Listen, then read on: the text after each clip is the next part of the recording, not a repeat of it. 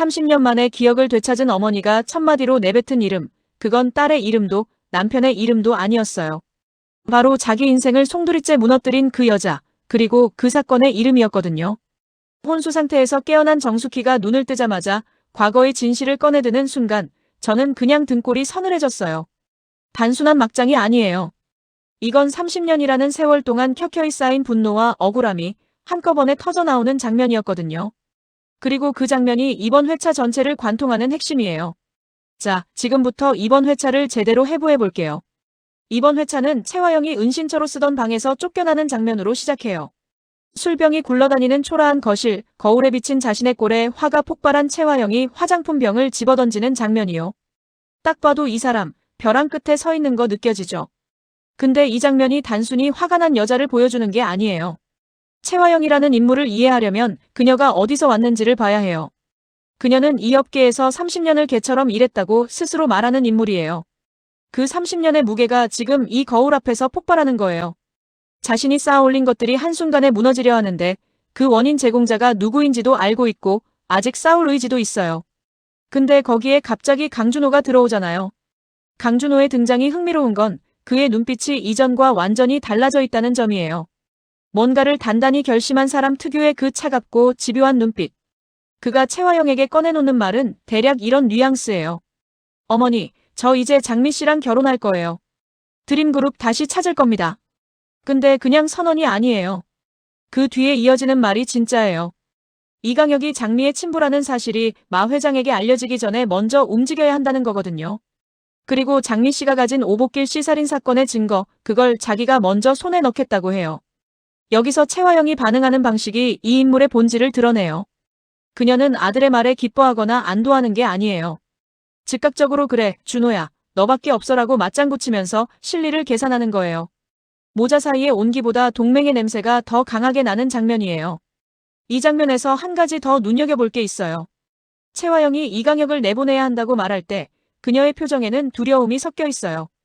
단순히 경쟁자를 제거하려는 탐욕이 아니라 이강혁이라는 인물이 자신에게 얼마나 위협적인 존재인지를 본능적으로 알고 있는 거예요. 이강혁.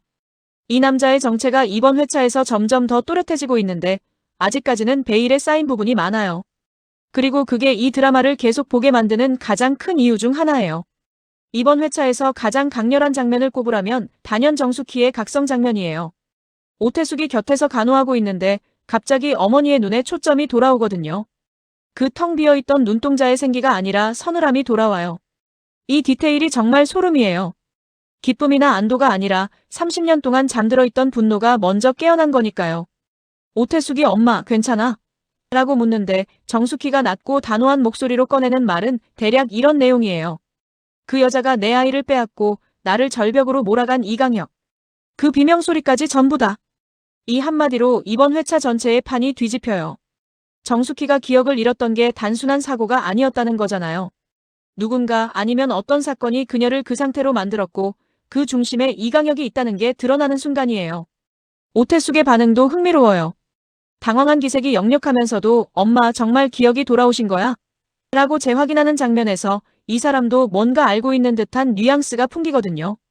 오태숙이 단순한 딸의 역할에 머물지 않을 가능성을 이 장면이 슬쩍 열어두는 거예요.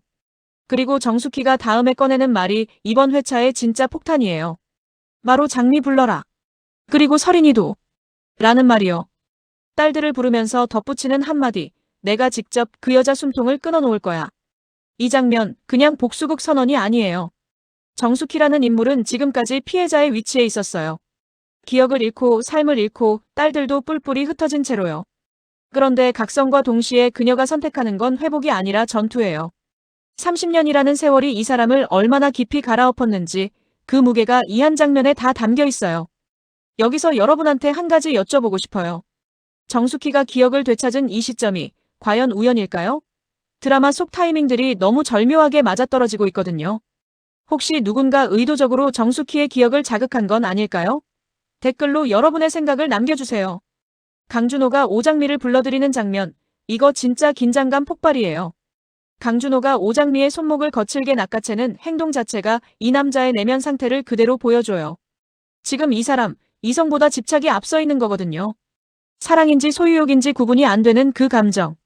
오장미가 이거 놓으세요. 강준호 씨. 미쳤어요? 라고 반응하는 방식도 중요해요.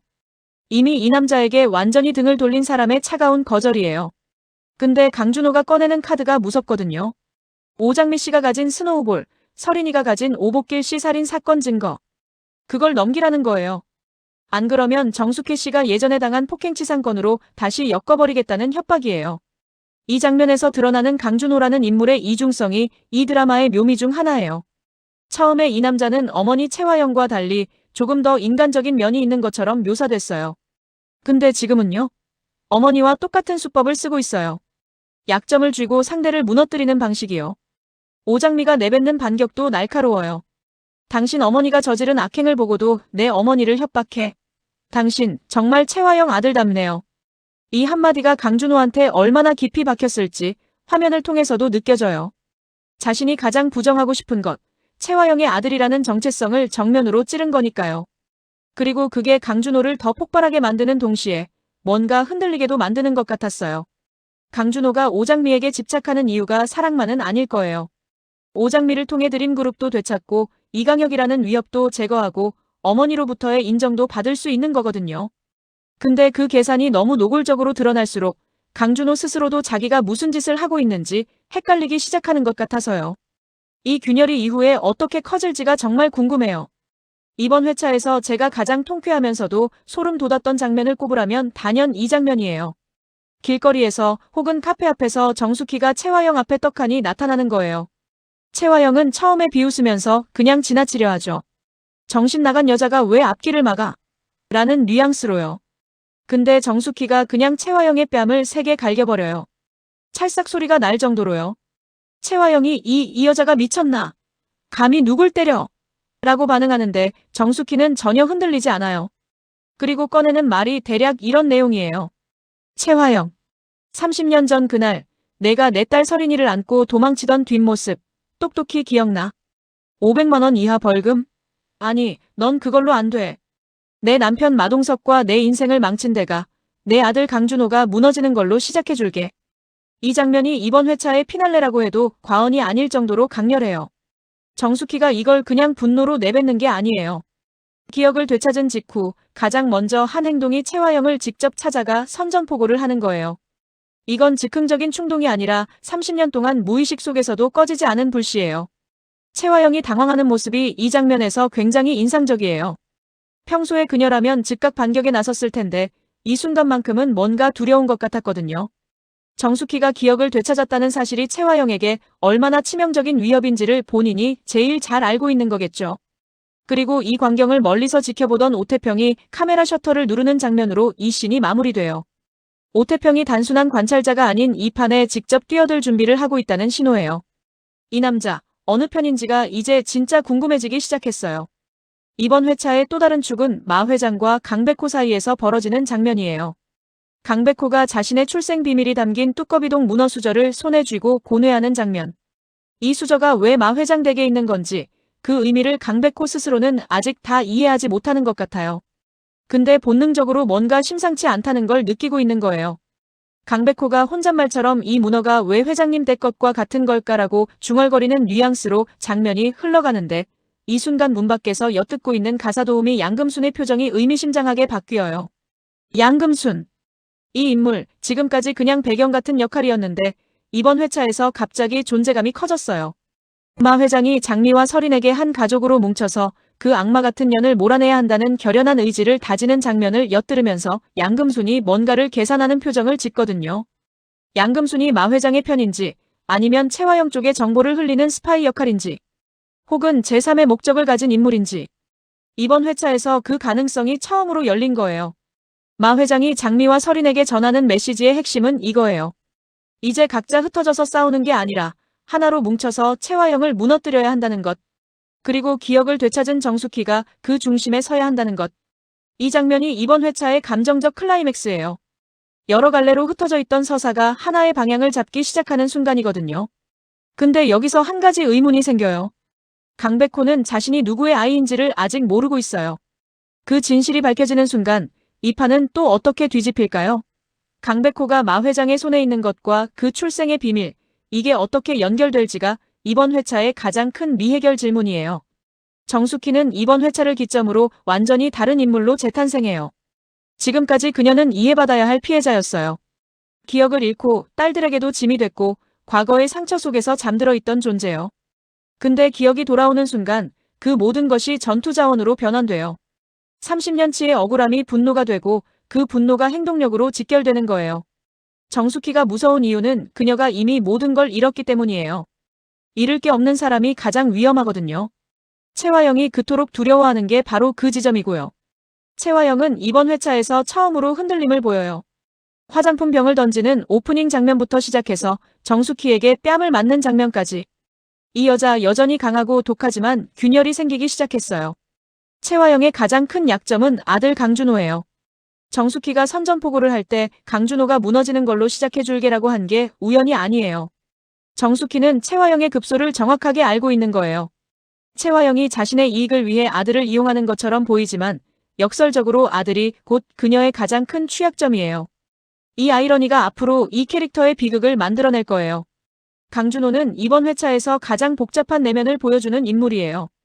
오장미에 대한 감정이 순수한 사랑에서 시작했는지는 몰라도 지금은 이미 집착과 계산이 뒤섞인 상태예요. 오장미가 채화영 아들답네요 라고 꽂은 말이 이 남자에게 어떤 영향을 미칠지가 관건이에요. 이 말이 그를 더 악한 방향으로 몰아갈 수도 있고 반대로 어떤 각성의 계기가 될 수도 있거든요. 강준호가 이번 시즌의 구원서사를 가져갈 인물인지 아니면 끝까지 악역으로 남을 인물인지가 아직 결정되지 않은 것 같아서 더 흥미로워요. 여러분은 강준호가 어느 방향으로 갈 것 같으세요?